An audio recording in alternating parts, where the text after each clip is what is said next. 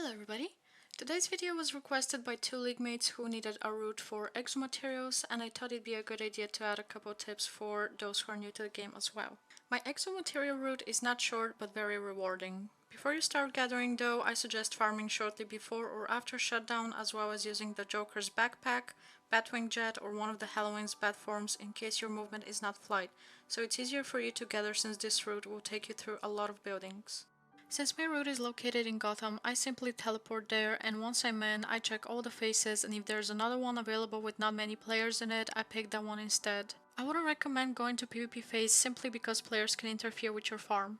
Another thing you can do while doing your route is switch between phases just to check if in a different one you find an exo on the spot you've stopped at. Keep in mind that you can't switch phases from PvP to PvE and the other way around through the switch phase option.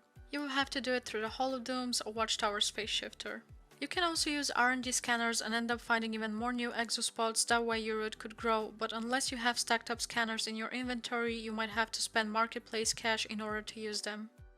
One of the main reasons players collect exo materials is because they go towards the gathering feats as well as helping with the creation feats. One exo material node can give you up to 4 of them, but it still counts as one.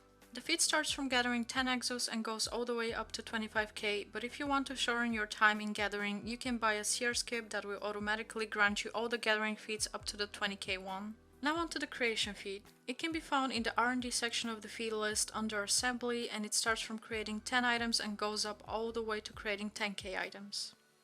Something you will notice is that some items such as the chronometric emitters display that by one create press it will create 96 emitters, however it doesn't count 96 towards the creation, it will only count as one. Same goes for the colas. You will see it says create 6 colas, but it will only count as one towards the feat.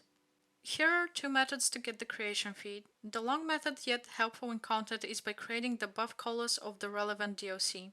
You can use them to buff up or even sell them on the broker, but it takes 3 exo material per one creation, so if you're going to create 10k items, you will need roughly 30k exo materials, which either gonna consume a lot of time to collect or require a lot of cash if you will buy them from the broker.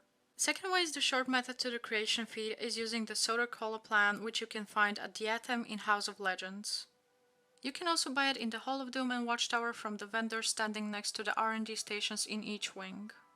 The reason this is a short method is because you get to create one solar cola using one exo material, so it will consume 20k less exo materials than what you use in the first method, but you can have the cake and eat it too, so this type of solar colas are only going to restore your health and power.